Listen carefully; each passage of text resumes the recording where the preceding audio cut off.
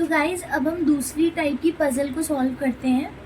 तो आप सारी कंडीशंस, जैसे मैंने पहले बताया हर बार की तरह, सारी कंडीशंस को आपको जिस टाइम पढ़ना है उसी टाइम नोट डाउन करते जाना है और उन कंडीशंस को अपने माइंड में ऐसे प्रिंट करना है कि आपको दोबारा उस पर आना ना पड़े, आपके माइंड में वो कंडीशन रहे।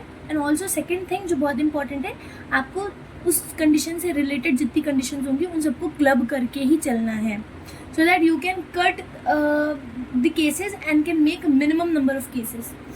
So condition first हमारी जो है वो ये बोली गई है कि जितने भी लोगों ने सबमिट करे इस एसेस, उनके जो नंबर ऑफ लेटर्स होंगे वो 100 से ज़्यादा हैं. So I will write it like 100 से ज़्यादा है. सेकेंड कंडीशन है कि मंडे टू सैटरडे, यानी कि 6 लोगों ने मंडे से सैटरडे तक सबमिट करा है. तो मैं यहाँ पे मंडे टू सैटरडे लिख देती हूँ, यानी कि सिर्फ 6 लोग हैं और यही टाइम है. थर्ड बोला है वी ने 289 पेजेस के ऐसे लिखे हैं.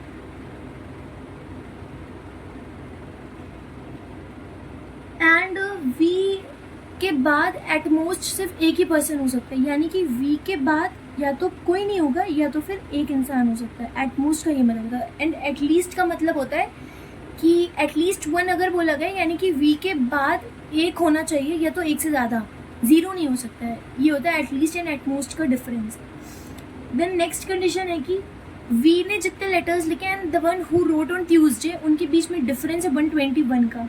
That means we and Tuesday के बीच में डिफरेंस है 121 का. मैंने ये इसलिए लगा दिया क्योंकि मैं वी माइनस नहीं कर सकती थी, क्योंकि हो सकता है ट्यूसडे वाले के ज़्यादा हो और हो सकता है वी के ज़्यादा हो, तो इसलिए इसका मतलब है इन दोनों का डिफरेंस. That's it. फिर हमारी नेक्स्ट कंडीशन है कि वी से पहले जेड ने लिखा है बट वेंसडे के बाद जेड ने लिखा है. So I will write it in the manner कि वेंसडे के नीचे कहीं पर जेड आएगा एंड वी के ऊपर कहीं पर जेड आएगा. नाउ यू विल अंडरस्टैंड कि क्वेश्चन मार्क क्यों लगाया मैंने. फिर हमारी नेक्स्ट कंडीशन बोली कि थर्सडे को जिसने लिखा है उसने ट्यूसडे वाले से 160 कम लिखा है. दैट मीन्स थर्सडे वाले ने Tuesday minus 160.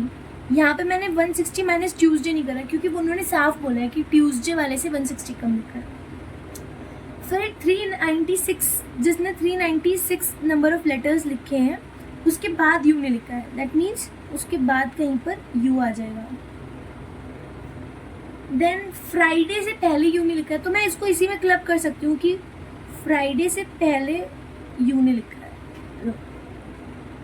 The next condition is कि एक्स ने पहली बार इवन नंबर ऑफ लेटर्स लिखे हैं एंड ऑल्सो जेड ने जितने लिखे उससे 74 ज़्यादा लिखे, यानी कि एक्स के पहली बार इवन है प्लस जेड प्लस 74 लेटर्स है, यानी जेड से ज़्यादा एक्स के और वो इवन है.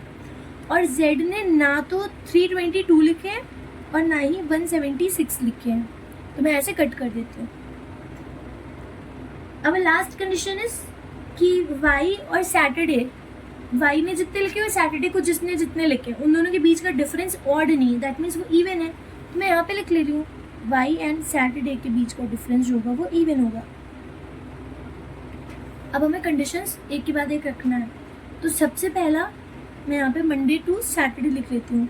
टाइम बचाने के लिए आप लोग खाली मंडे को एम लिखिएगा, ट्यूसडे को टी यू कर दिएगा, फिर Wednesday then Thursday, Friday then Saturday.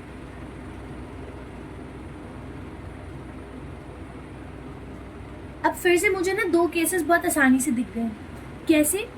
इन्होंने बोले वी के बाद या तो एक होना चाहिए या तो एक भी नहीं होना चाहिए. ओके, तो मैं क्या करूँगी, एक बार मैं वी को यहाँ पे रखूँगी कि वी के बाद एक बंदा है जो सैटरडे को करेगा, और या तो मैं ये कर दूँगी कि वी खुद लास्ट हो गया है. तो ये मेरी कंडीशन हो गई. सेकंड कंडीशन अगर मैं ये देखूँ, वी को 289 लेटर्स का ऐसे लिखना था तो वी को मैंने 289 यहाँ पर दे दिया. ये भी मेरी कंडीशन हो गई और इनका कोई काम नहीं इतना. और हाँ, ये 100 वाली चीज़ को आपको याद रखना है. वैसे तो मैंने काट दिया बट आपको याद रखना है. अब बोला है कि वी और ट्यूसडे में 121 का डिफरेंस है. अगर वी ने 289 लिखे हैं तो ट्यूसडे वाला कितने लिख सकते हैं, या तो वो 121 इससे ज़्यादा या तो 121 इससे कम, तभी डिफरेंस 121 का होगा. तो अगर मैं एक बार 121 ज़्यादा कर लेती हूँ तो इट विल बी 410। और अगर मैं 121 कम कर दूंगी सो इट विल बी 168। अब या तो ट्यूसडे वाला 410 लिख सकते हैं या तो 168। अब आप सोचोगे कि अब एक बार मैं यहाँ पे इस कंडीशन के भी 2 पार्ट बनाऊँ, एक बार 410 रखूँ फिर एक बार 168 फिर इसके भी 2, तो इतना कोई वेला नहीं बैठा होता है। अब हमें क्या करना होता है, हमें दूसरी कंडीशन को ऐसे ऐसे क्लब करना चाहिए। तो दूसरी कंडीशन ट्यूसडे से रिलेटेड मुझे एक ये दिख रही है कि थर्सडे वाले ने जितना लिखा है उसने ट्यूसडे वाले से 160 कम लिखा है ना। इफ आई से कि अगर ट्यूसडे वाला 168 लेता, अगर ट्यूसडे वाला 168 लेता तो थर्सडे वाला उसे 160 कम लेता, यानी कि थर्सडे वाले का कितना हो जाता, खाली 8 हो जाता। बट क्लियरली बोला सबके 100 से ज़्यादा है, यानी कि मेरा 168 वाली पॉसिबिलिटी तो अपने आप गई, यानी ट्यूसडे वाला 410 ही लेगा। तो मैं यहाँ पे बहुत आसानी से दोनों केसेस में 410 कर दूंगी। और अब इन्होंने बोला है इसका काम खत्म हो गया।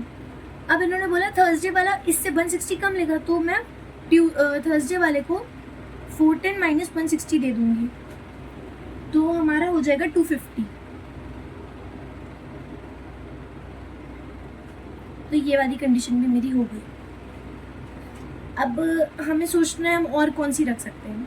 हाँ, एक कंडीशन ये दी गई कि वेडनेसडे के बाद में जेड आएगा बट वी से पहले जेड आएगा। वेडनेसडे ये रहा, ठीक है, इसके बाद जेड आना, वी से पहले आना है। इस केस में तो जेड यहीं पर आ सकता है क्योंकि वेडनेसडे के बाद वी से पहले। अब इस केस में जेड या तो यहाँ पर आएगा या तो यहाँ पे आएगा।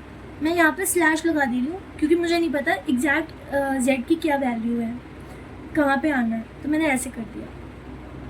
अब ये कंडीशन अगर हम देखें, नहीं पहले हम ये वाली देख लेते हैं क्योंकि यहाँ पे हम इस केस को आराम से मतलब यूज़ कर सकते हैं इस कंडीशन में। तो इन्होंने बोला z में जितना है, z में 250 इसके अकॉर्डिंग 250 भी हो सकता है और हमें नहीं भी पता हो सकता है। तो मैं इस वाले को अगर मैं उठाऊँ तो z में 250 है और उसमें 74 ऐड करूँगी तो वो x का बन जाएगा और x के पास इवन होने चाहिए। तो ऑब्वियसली 250 प्लस 74 इवन ही होगा। So it will be x का कितना हो जाएगा 4, 7, 5, 12 एंड 324। x को मिल जाएंगे 324, तो x इन तीनों में से कहीं आएगा। Okay, I take that condition later on. x का 324 वी हैव टू रिमेंबर। अब हम और क्या देख सकते हैं, ये वाली हमारी हो गई है। फ्राइडे के ऊपर u आना है एंड 396 के नीचे u को आना है। फ्राइडे ये रहा, फ्राइडे के ऊपर u आएगा। अब u इन तीनों में से कहीं आ सकता है एंड वो 396 के नीचे आना चाहिए। अब u अगर यहाँ आया तो 396 को यहाँ आना पड़ेगा, u अगर यहाँ आया तो 396 को यहाँ पे आना पड़ेगा। तो u हमारा 2 जगह आ सकता है, लेकिन 396 तो कंफर्म है ना, 396 यहीं पर ही आएगा, तो हम 396 को यहाँ पे लिख देंगे। सिमिलरली फ्राइडे के ऊपर u आना है 396 के नीचे, तो यहाँ पे तो बहुत सारे केस बन सकते हैं, इसको हम अभी बाद में देखते हैं। और कुछ हमारा बच रहा है अगर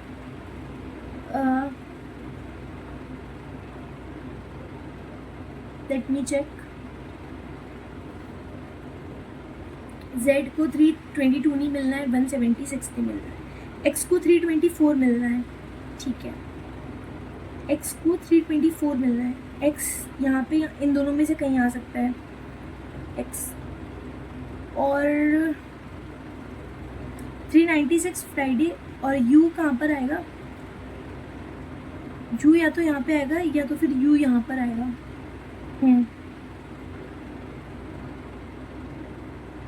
एंड वाई और सैटरडे के बीच में इवन होना चाहिए। दैट मीन्स वाई यहाँ पर तो नहीं आएगा क्योंकि सैटरडे में कुछ बोला है, तो वाई हमारा इन तीन में से कहीं आ सकता है। I am so sorry guys, मैं एक कंडीशन लिखना भूल गई थी और उसी की वजह से मेरा पजल रुक गया था।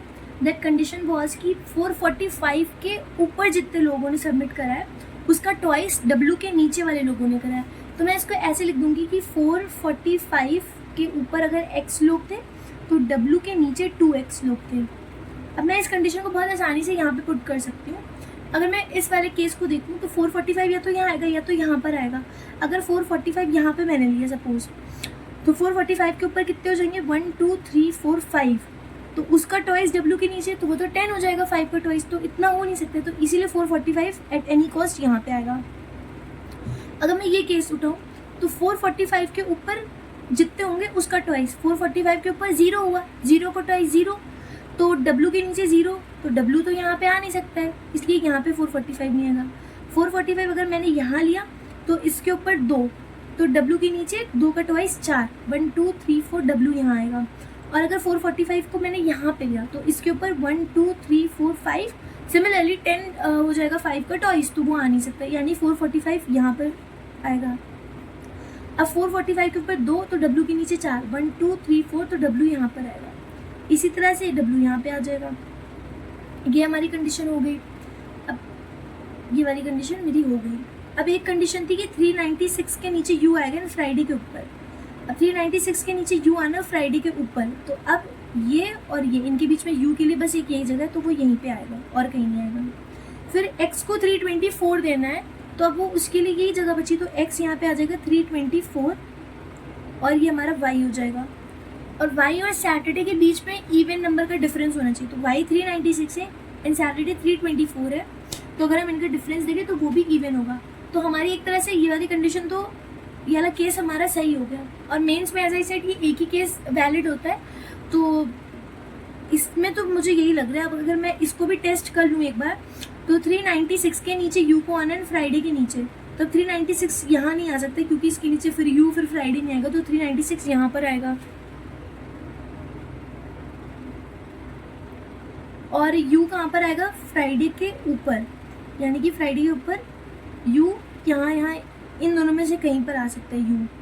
तो मैं एक बार U को यहाँ पे स्लैश कर दूँ, एक बार U को यहाँ पर कर दूँ। अगर U यहाँ पर आए तो Z को यहाँ पे आना पड़ेगा।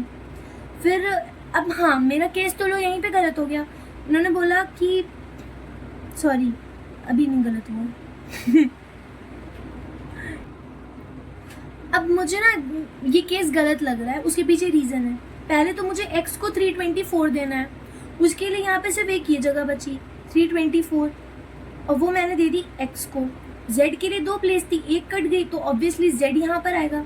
अब जब Z यहाँ पे आ गया तो U को यहाँ पे आना पड़ेगा और फिर Y को यहाँ पे आना पड़ेगा, ठीक है। और एक चीज़ थी, Y और सैटरडे के बीच में हमारा इवन डिफरेंस होना चाहिए, बट अगर हम यहाँ पे देखें 396 एंड 289, इनके बीच में डिफरेंस क्या होगा? इवन और ऑड का डिफरेंस ऑड होता है, तो मेरा ये केस गलत हो गया, इसीलिए मेरा ये वाला केस सही हो गया।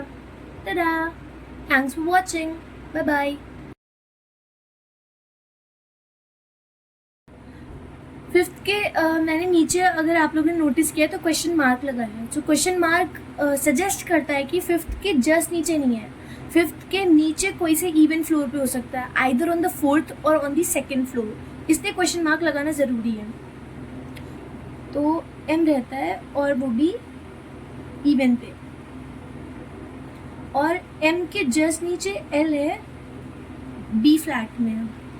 एंड ऑल्सो M का इन्होंने फ्लैट नहीं बताया है हमें, ये A हो सकता है या B हो सकता है, बट एक इंफॉर्मेशन दी गई है कि N जो है वो ना ही फ्लैट A में है, ना ही जिस फ्लैट में M है उसमें है। सो अगर आप लोग थोड़ा सा माइंड अपना थोड़ा सा सोचें तो आप खुद समझ सकते हैं, फ्लैट 3 तो नहीं है ना, 2 ही फ्लैट है। तो अगर N जो है वो फ्लैट A में नहीं है तो वो B में होना चाहिए, बट इन्होंने कहा वो A में भी नहीं है और M जिसमें उसमें भी नहीं है, तो इससे समझ आता है M भी हमारा A में होगा और इसीलिए N हमारा फ्लैट B में आ जाएगा। और N और L के बीच में 3 फ्लोर हैं, तो हम ऐसे लिख लेंगे N और L के बीच में 3 है and we will make arrow like this. इसका मतलब है N भी ऊपर हो सकता है और L भी ऊपर हो सकता है, we don't know anything about that. और N हमारा फिर B फ्लैट में हो जाएगा। N B फ्लैट में इसलिए हो जाएगा क्योंकि अगर N फ्लैट A में नहीं है तो वो B में आ जाएगा। तो ये हमारी पूरी एक कंडीशन एक बॉक्स में और ये सेकेंड कंडीशन। फिर उन्होंने बोला है कि N के नीचे कहीं पर E है बट L के ऊपर कहीं पे E है, तो इसको हम ऐसे कर सकते हैं, N है फिर E है और फिर L है, बट वी डोंट नो कि वो एग्जैक्टली नीचे है, देयर कैन बी 1 और 2 और नन फ्लोर्स, तो इसलिए हम लोग यहाँ पर एक क्वेश्चन मार्क ज़रूर लगाते हैं। और सिमिलरली L के ऊपर कहीं पर है तो question mark, and they all are in a same flat, तो हम ऐसे करके बस S लिख सकते हो और we can write same. This is our third condition. फिर बोला है E का जो फ्लोर है, E का फ्लोर, उसका अगर हम ट्वाइस कर दे तो वो S का फ्लोर है। अब ये कंडीशंस बहुत इंपॉर्टेंट है, इनको मैं बहुत बहुत ज़्यादा अच्छे से समझ के बहुत क्रिटिकली सोचकर अप्लाई करना है, क्योंकि हमारा पूरा पजल जो होगा वो इस पे ही डिपेंड करेगा कि हम स्टार्टिंग तो इससे करेंगे बट हम यहाँ पर फंस जाएंगे, इसलिए ये हमारी हेल्प करेगा। तो हमें बहुत ही ज़्यादा अच्छे से सोचना पड़ेगा। और फिर इन्होंने बोला है कि एस के फ्लोर के नीचे एक छोड़ करके वी है, तो हम लोग एस के नीचे एक बना देंगे and then we will write V. फिर एक और कंडीशन ई और एस से रिलेटेड है कि ई के नीचे और एस के ऊपर के फ्लोर्स की बात करें कि एस के ऊपर अगर एक्स फ्लोर्स हैं तो ई के नीचे उससे 2 कम है, यानी x-2 फ्लोर है। और ई के ऊपर समवेयर पी होगा and they both are in a different flats, तो आई विल राइट DIFF। मेंस में आपके पास टाइम बहुत होता है तो इतनी स्पीड में जाने की ज़रूरत नहीं होती। मेंस में आपको अपनी एक्यूरेसी पे वर्क करना होता है, बट प्रीलिम्स एग्जाम में I will recommend you to solve as many puzzles, as many arrangement questions as you can, क्योंकि वहाँ पर आपको सोचने का टाइम नहीं मिलेगा। वहाँ पे you just need to look at the conditions and just start doing it as fast as you can. और सबसे इम्पॉर्टेंट बोला है total there are prime number floors. P के जस्ट ऊपर क्यू एंड टी है, तो पी के just ऊपर क्यू टी का मतलब हो सकता है ये या तो ए में हो सकते हैं या फिर टी ए में हो सकता है, बट ये पी के जस्ट ऊपर है, that is why I didn't put any question mark over here. Arrow के जस्ट ऊपर अगर कुछ लिखा है इसका मतलब है कि उस चीज़ के जस्ट ऊपर वो चीज़ है। और क्यू और एन के बीच में एट मोस्ट 4 फ्लोर्स हैं, दैट मीन्स क्यू और एन के बीच में आइदर 0 और 1 और 2 और 3 और 4, बस इतने फ्लोर्स हो सकते हैं। एट मोस्ट का मतलब होता है ज़्यादा से ज़्यादा, इससे ज़्यादा नहीं हो सकते, 5 नहीं हो सकते हैं। एंड लेट मी सी कोई कंडीशन बच गई होगा, हाँ, पी और वी के बीच में 3 फ्लोर्स हैं और ये दोनों सेम फ्लैट में।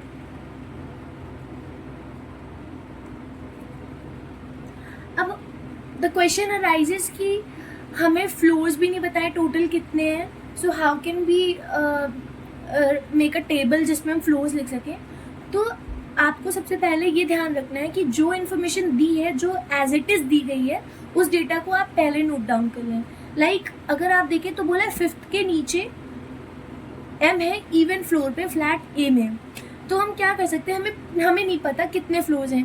प्राइम में इट कैन बी 5 ओनली और it can be 7 only, it can be 11 और 13 और 19, you don't know anything, but we will take the very exact possibilities कि 5 फ्लोर्स तो एटलीस्ट होनी चाहिए। तो I will write from bottom, wait let me adjust it, yes. So let's say this is our flat floor 1, 2, 3, 4, 5, 6, 7, 8. You can write as much as you want. 8, 9, 10, 11. So I write only 11. Let's say. और एक और बोला था कि flat A is in the west of flat B. That means A अगर इधर आएगा तो B इधर आएगा।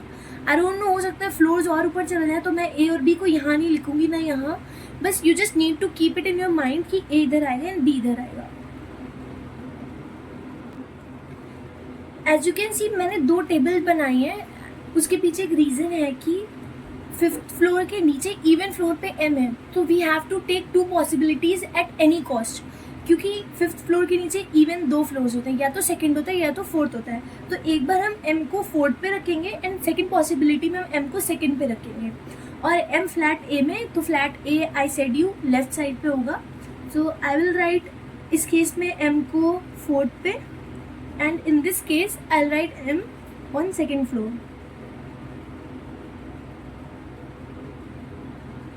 Then our second condition was M के जस्ट नीचे L होगा और वो B फ्लैट में होगा, तो M के जस्ट नीचे L यहाँ पे आएगा और क्योंकि वो B में होगा तो I will right L here and similarly I will write L here।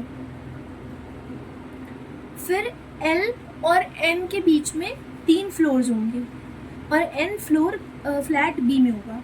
तो अब क्योंकि हम नीचे नहीं ले सकते क्योंकि L के नीचे बस 2 हैं और इनके बीच में 3 होने चाहिए, तो एल के ऊपर एन आएगा 1 2 3, एन यहाँ पर आएगा फ्लैट बी में। और इस केस में भी एल तो खुद ही बॉटम मोस्ट पे, तो ऊपर एन आएगा 1 2 3, एन आ जाएगा 5th फ्लोर पे। यहाँ तक कि समझ आ गया। जो जो कंडीशंस होती जाए हम लोग उसको कट कर देंगे। Like first condition I have already written, second also. अब थर्ड कंडीशन की बात अगर करें तो मुझे एन और एल के बारे में मैंने लिखा है, तो मुझे ये ज़्यादा पास लग रहा है एन और एल के, तो I will just take this condition. N E L को हमें सेट करना है, और ऑल्सो यहाँ पे देखिए ये सेम फ्लैट में होंगे, दैट मीन्स ई यहाँ पर आएगा। और दूसरी चीज़ एज आई रिटन कि एन के नीचे ई है, एल के ऊपर ई है, तो अगर हम फर्स्ट केस को उठाएं तो ई या तो यहाँ आ सकता है। ई की 3 पॉसिबिलिटीज़ है, यहाँ पे यहाँ पे यहाँ पे, एंड ऑल्सो सेकेंड केस में भी ई की 3 पॉसिबिलिटीज़ है यहाँ पे। अब इसका मतलब ये नहीं कि हम लोग अब 6 और केसेस बनाएंगे जिसमें एक बार ई को यहाँ फिर यहाँ, नहीं। आई टोल्ड यू कि हमें ये वाली कंडीशन को बहुत अच्छे से पढ़ना था, यही हमारी हेल्प करेगी हमारे केसेस कट करने में कि हम ई को कहाँ पे सेट करें। तो अब ये चीज़ें क्या होती हैं, ये लिखने में हमारा टाइम वेस्ट हो जाएगा, तो हम लोग मेंटली सॉल्व करेंगे। ई को अगर मुझे रखना है एन के नीचे, तो पहले मैं सोचती हूँ कि मैं यहाँ पे रखूँगी एन के जस्ट नीचे। I write it in a very small way, E यहाँ पर। अब अगर मैंने ई को यहाँ रखा एंड दे सेड कि ई जिस फ्लोर पे होगा उसके ट्वाइस पे एस होगा, तो ई किस फ्लोर पे 6 पे, तो एस होना चाहिए 12 पे, तो 11 12, तो अब एस या तो यहाँ आ सकता है या फिर एस यहाँ आ सकता है। देन दे सेड कि एस के नीचे एक फ्लोर छोड़ के वी होना चाहिए, तो एस के नीचे एक फ्लोर छोड़ के वी होना चाहिए यहाँ पर या फिर यहाँ पे। And also they said P और ई डिफरेंट फ्लोर पे होंगे, डिफरेंट फ्लैट में होंगे, दैट मीन्स पी ई तो इधर ही आएगा। ई अगर इधर आएगा, क्योंकि ये देखिए एन एल ई सब सेम है, तो ई तो इधर आना है, और पी और ई डिफरेंट में, तो पी इधर आएगा। और फिर ये कंडीशन अगर आप देखेंगे कि पी और वी सेम में होंगे, यानी कि वी भी इधर ही आएगा। सो दैट मीन्स एस चाहे इधर हो चाहे इधर हो, उसके एक नीचे वी यहीं पर ही आएगा। तो ये हमें समझ आ गया, वी यहाँ पर आना है। अभी मैं बहुत छोटा छोटा लिख रही हूँ because I am not confirm कि ई यहाँ पर आएगा या यहाँ पे या यहाँ पे। तो अगर ई यहाँ पर है, एस यहाँ पे हो सकते हैं, वी तो यहीं पर होना है। फिर ये वाली कंडीशन को अगर आप देखें, एस के ऊपर जितने फ्लोर है ई के नीचे उससे 2 कम है। ई के नीचे कितने फ्लोर है, 1 2 3 4 5, दैट मीन्स एस के ऊपर 7 होने चाहिए। तो 1 2 3 4 5 6 7, यहाँ तक एस के ऊपर हो। इफ दिस इज 12 13 14 15 16 17 18 19, तो एस हमारा 19 टोटल 19 फ्लोर्स होंगे। अभी तक कंडीशन सही जा रही है क्योंकि प्राइम नंबर फ्लोर्स भी है टोटल, तो मैंने यहाँ पे इसको इतना कंप्लीट करा है।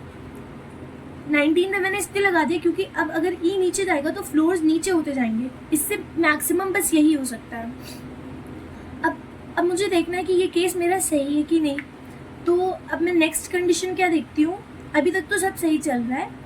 नेक्स्ट कंडीशन है पी और वी के बीच में 3 फ्लोर्स हैं, एंड ऑल्सो ई के ऊपर पी आएगा, यानी ई यहाँ पर है तो पी यहाँ पे कहीं आना चाहिए, या तो यहाँ पे। अगर वी यहाँ है तो 1 2 3 पी यहाँ नहीं आ सकते क्योंकि ई के बराबर आ जाएगा, ना ई के बराबर होना चाहिए ना ई के नीचे, ई के ऊपर होना चाहिए। तो मैं अगर वी को यहाँ रखा है तो 1 2 3 पी यहाँ पर आएगा क्योंकि ई से डिफरेंट में है, तो पी हमारा यहाँ पे आ जाएगा। पी के जस्ट ऊपर क्यू और टी आएंगे, तो पी के जस्ट ऊपर क्यू टी यहाँ पे, या तो यहाँ पे क्यू या तो यहाँ पे क्यू आएगा। सिमिलरली टी या तो यहाँ पे या तो यहाँ पे। अब मैंने क्या देखा कि मुझे बोला गया था क्यू और एन के बीच में एटमोस्ट 4 होने चाहिए, बट इफ़ यू सी यहाँ पे क्यू या तो यहाँ पे होगा या तो यहाँ पे होगा, कहीं पर भी हो, फ्लोर तो यही होगा ना, बट इनके बीच में एटमोस्ट 4 नहीं है। 1 2 3 4 लो 4 से ज़्यादा हो गए, दैट मीन्स ई हमारा यहाँ पे नहीं आ सकता। जब ई यहाँ पे नहीं आएगा तो वी यहाँ पे नहीं आएगा, एंड एस भी यहाँ पे नहीं आएगा और पी भी यहाँ पे नहीं आएगा। नाउ आई विल पुट ई यहाँ पर। अब मैंने ई को यहाँ पे रखा। अब मैं देखूंगी कि ई के फ्लोर के ट्वाइस एस का फ्लोर है। ई अगर 5th पे है तो एस हमारा 10th पे होना चाहिए, तो एस या तो यहाँ पर आएगा या तो यहाँ पे आएगा। एस के नीचे एक छोड़ के वी आना चाहिए, तो वी तो कुछ भी हो जाए, पी और वी इधर ही आएंगे फ्लैट ए में। तो एस 10th पे आ गया तो एक छोड़ के वी यहाँ पर आना चाहिए और ई यहाँ पे, और वी और पी के बीच में 3 होने चाहिए, और मुझे सारी कंडीशंस को क्लब करके चलना है ताकि मैं कहीं पर भी मिस आउट ना कर जाऊँ। अब वी और पी के बीच में 3 आने चाहिए, but also I have to keep in my mind कि ई के ऊपर पी आना है। ये देखिए, तो पी भी इधर ही आएगा, डिफरेंट है। तो अब वी के नीचे पी नहीं ले सकती हूँ मैं क्योंकि ई के नीचे हो जाएगा, इसलिए 1 2 3 पी मेरा यहाँ पर आ जाएगा, और पी के जस्ट ऊपर क्यू एंड टी आने हैं। तो क्यू टी यहाँ पर आ सकता है या तो क्यू टी आ सकता है। अब इनके बीच में फ्लोर्स आप लोग काउंट करें, 1 2 3 4। अगेन इनके बीच में फ्लोर्स एटमोस्ट 4 नहीं हो गए, ये 4 से भी ज़्यादा हो गए। दैट मीन्स अब ई मेरा यहाँ भी नहीं आ सकता है, वी भी यहाँ नहीं आएगा, एस भी नहीं, कुछ भी नहीं आ सकता मेरे यहाँ पे। तो अब मैं ई को यहीं पे रख सकती हूँ और मेरे पास और कोई चांस नहीं है। तो अब मैंने ई को बड़ा करके लिख लिया, क्योंकि अगर ये भी कंडीशन नहीं हुई दैट मीन्स मेरा ये पूरा ही केस गलत है। इसका मतलब एम को 4th मिल गया, वो गलत हो गया, एम 2nd पे आना चाहिए। तो अब मैंने ई को एम के एडजेसेंट रखा। अब मुझे चेक करना है ई का फ्लोर नंबर है 4th, तो उसका ट्वाइस होना चाहिए एस का, तो एस आएगा 8th फ्लोर पे, या तो यहाँ पे या तो यहाँ पे आएगा। एस के नीचे एक छोड़ के वी तो यहीं पे आना ही है फॉर श्योर, ठीक है। अब वी और पी के बीच में 3 फ्लोर्स होने चाहिए। तो अब हम लोग क्या करेंगे, ई यहाँ पर है तो वी पी ऊपर ही आना है, 1 2 3 पी मेरा 10th फ्लोर पे फ्लैट ए में यहाँ पर आ जाएगा। पी के जस्ट ऊपर क्यू टी यहाँ पे आ सकते हैं और यहाँ पे आ सकते हैं। अगर अब हम चेक करें तो क्यू और टी के बीच में एटमोस्ट 4 होने चाहिए, यानी कि 3 है, तो ये सही है, अभी तक कंडीशन सही है। अब मुझे क्या देखना है कि ई के नीचे 3 फ्लोर्स है, तो एस के ऊपर उससे 2 ज़्यादा होने चाहिए, तो एस के ऊपर 5 होने चाहिए। एस कहीं भी हो हमारा, इसके ऊपर 5 होंगे, 1 2 3 4 5। लो, हमारा केस सॉल्व हो गया। मेरी ये भी कंडीशन पूरी हो गई, मेरी पी के जस्ट ऊपर क्यू टी ये भी कंडीशन पूरी हो गई, ये भी हो गई, ये भी हो गई। टोटल प्राइम है 13, ओके, ये वाली भी। दैट मीन्स हमारा केस, पहला ही वाला हमारा केस सही हो गया। तो इसको हम लोग कैसे बोल सकते हैं कि फर्स्ट फ्लोर पे कौन है, वी डोंट नो, तो this is unknown unknown unknown unknown. ये मैं आप लोग की आसानी के लिए कर रही हूँ, एग्जाम में इतना टाइम नहीं होता इसे लिखने का। ये भी अननोन है और ये भी अननोन है, ये भी और एस हमारे यहाँ पे क्या है ना, तो आई कैन राइट एस ऐसे और एस ऐसे। इसका स्लैश का मतलब हो गया एस या तो इधर होगा या तो यहाँ पे होगा, और क्यू और टी का मतलब है क्यू टी अपनी पोजीशन एक्सचेंज कर सकते हैं। ये भी अननोन,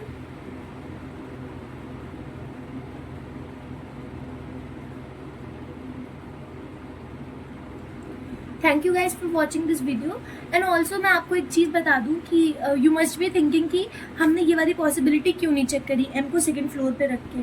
तो एक बहुत सिंपल सा रूल होता है पजल सॉल्व करने का। अगर आपका फर्स्ट केस में पजल सॉल्व हो रहा है और वो सारे कंडीशंस फुलफिल हो रहे हैं, तो मेंस लेवल के जो पजल होते हैं फिर उसमें 2nd केस पे जाने की ज़रूरत नहीं होती, क्योंकि एग्जामिनर को भी पता है कि इतना टाइम नहीं होता कि हम उस पर 2 केसेस ऐसे बनवा दें कि दोनों सही हो जाएं। तो अगर एम 4th पे रख के सही हो रहा है तो कोई बात नहीं, हमें 2nd पे जाने की एम को 2nd पे रखने की ज़रूरत नहीं है। बट प्रीलिम्स की पजल्स में ऐसा हो जाता है, कभी कभी 2 केसेस बनते हैं और दोनों सही हो जाते हैं। तो I hope you will take care of that thing also. And one more thing that I want to suggest while solving the puzzles, कोई भी चाहे प्रीलिम्स की हो चाहे मेंस की हो, कंडीशंस आप जब लिखेंगे तो वो कंडीशंस आपको ऐसे अपने माइंड में प्रिंट कर लेना है कि आपको दोबारा कंडीशन पढ़ने ना आना पड़े, इससे आपका टाइम सेव होगा। एंड ऑल्सो एक साथ आप एक कंडीशन नहीं बल्कि 2-3 कंडीशन को क्लब करके चलें। लाइक आई सेड कि मैंने ये सेट करना था कि मैं ई को कहाँ रखूँ, तो अगर मैं ये कंडीशन को अपने साथ क्लब ना करती so I will be making some 6 different cases also. तो इसलिए इस चीज़ का आपको बहुत ध्यान रखना है। This was our flat A and this was flat B. So total 13 floors हो गए हैं। So this was for today's mains puzzle. Thank you for watching.